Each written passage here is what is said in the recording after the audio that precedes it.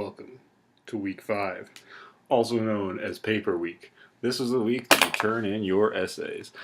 So that's obviously what we want to talk about today.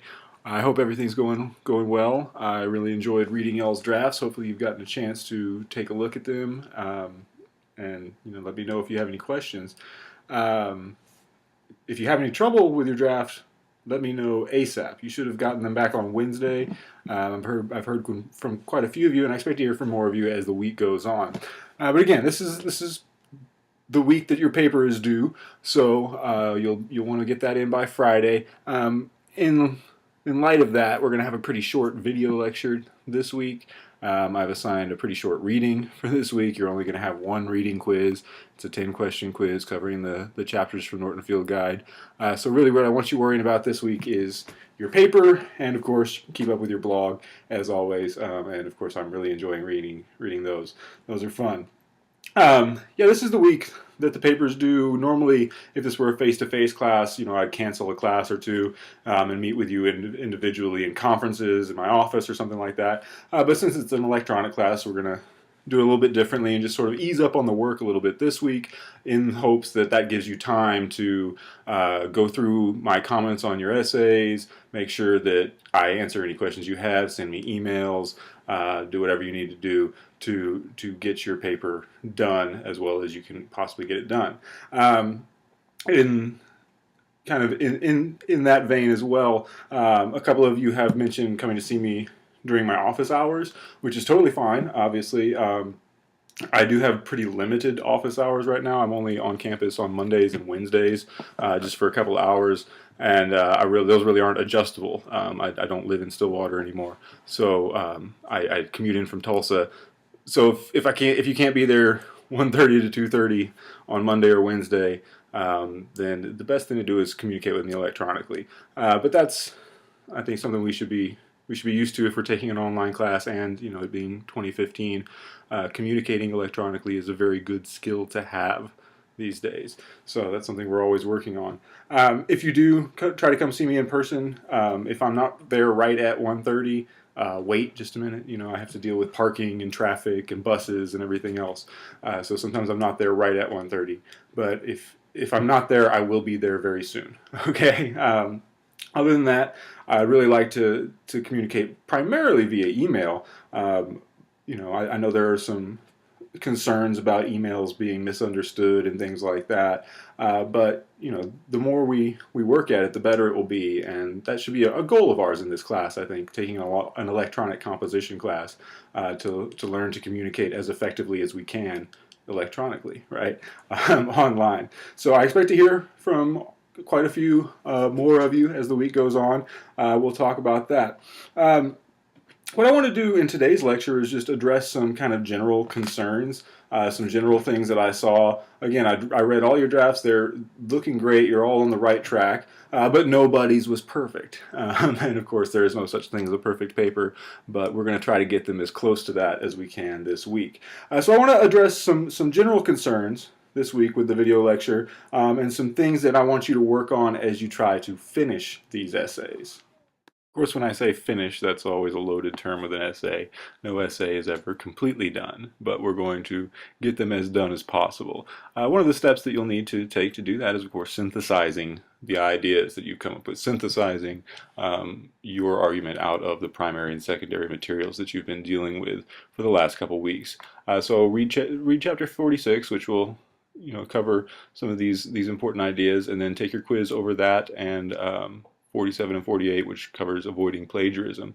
And really what I want you to be focusing on this week as you try to finish these papers is how the research that you've done guides you, how it enhances your ideas about the show or the movie that you've chosen, how it helps you to be more specific and comprehensive when you're talking. A lot of you, I noted on your drafts, needed to be more specific and needed to be more complete in your analysis. And also pay attention to the way that the research that you do gives you a way of talking about the show.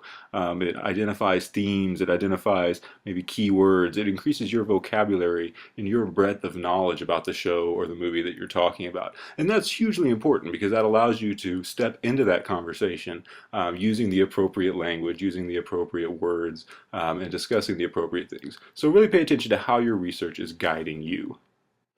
So it's always really important to be aware of how your research is guiding you, because while you, of course, do have an opinion, you have an argument, you have a claim about the show, about the text, the show or the movie that you're analyzing, and you came into it with that, that should evolve through the process, right? And it's important to be aware of how it's evolving through the process, how the research is affecting you. You should definitely have grown in your opinion about this show or this movie. One of the things that I was seeing in a lot of people's drafts was that people were making these huge claims, and I kept saying, well, you need to focus, because the more you focus on a specific aspect of a text, the more you're going to be able to understand it, and have a more have a clearer argument yourself about it, right? So that's what we're working on. How does the research guide you? How does it help you to build your vocabulary and your ability to talk about these texts? And that evolution, that growth should be evident in how clearly and how critically you talk about your text in your essays, because you are, of course, after this project is done, you will have entered the critical conversation. So you will no longer be one of the uneducated, uncritical masses just talking about movies and TV show. You'll be somebody who's really engaged the critical conversation and the spirit of criticism. So that's exciting, right? You're going to be experts on these things, and that's the goal. But of course, to be that, part of that depends on how well you can express the ideas that you've come to, how well you can express your argument, how well you can express the knowledge that you've gained through your research, and how well you can express how that supports your claims. Which brings me to my next point. And the last thing I want to talk about in this video lecture, being really specific in your writing and focusing on clarity. It's an issue that pretty much everybody had in their rough drafts, but that's fine. That's why they're rough drafts, right? But we want to talk real quickly about what it means to be specific, why that's important, and how to make sure that we're being as clear as possible in our essays. So what we want to work on really is being as specific in our claims as possible, that in our major arguments, as well as in the evidence that we use to support those arguments, both from the primary and the secondary sources. The more specific we are, the better our argument is, because it allows our reader to really see it. If we're not specific, then how does our reader have any idea what we're talking about, right? How can our reader trust us? So I think it's a fun correlation that the letters for the words be specific are also BS, because if you can't be specific, as it says here, you're probably full of it. Right? So be careful about that. Be as specific as you possibly can in every example that you give and in every claim that you make. Further, I want you to really work this week on clarity. Everybody could stand to improve the clarity of their argument, the clarity of their writing. One of the best things you can do to focus on clarity, and by clarity I mean just being clear, just making sense, is read your paper out loud. And when you do that, really pay attention to what you're saying and ask yourself, is this really what I want to say? And does this really make sense? Further, read my blog is what I'm going to address this week in my blog, is some tips about writing more readably and more clearly.